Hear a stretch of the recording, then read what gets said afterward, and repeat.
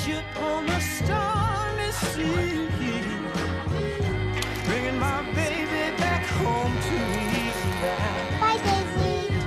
Like a wave's been tossed and on.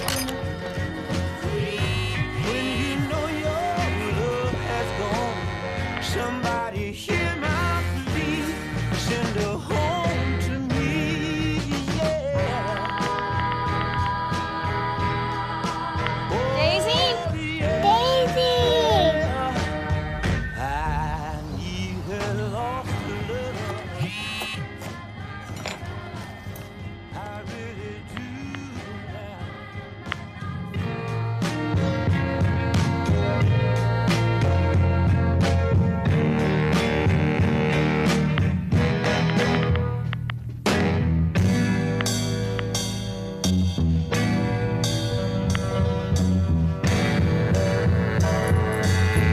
Oh, I need my baby right now. Oh, yes, I do. Oh my gosh, thank you.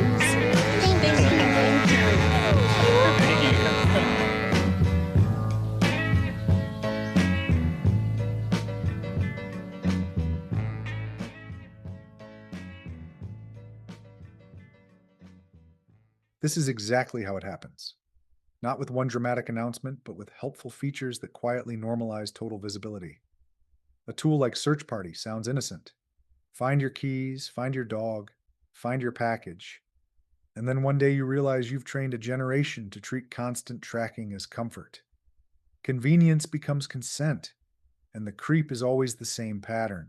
First it's opt-in, then it's default, then it's expected, then it's required. For safety, for fraud, for the children, for national security. And while everyone debates the headline, the infrastructure gets built underneath them.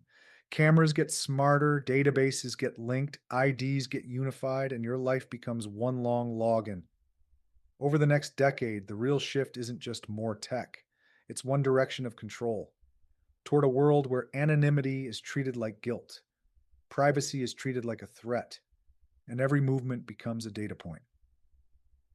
That's why the war on legal tender matters, because cash is the last normal thing that still lets you exist without leaving a trail. Once money goes fully digital, it's not just easier payments. It's programmable permission. It's the ability to track, freeze, limit, approve, deny, not someday, but by design. And the scary part isn't one world government as a movie villain. The scary part is micro movements that feel reasonable in isolation. A new security update, a new verification step, a new safety feature, a new smart convenience. And then you look up and realize you're living inside a system where you can be watched, scored, and managed quietly because you traded privacy for ease one tiny choice at a time. Humanfluence out.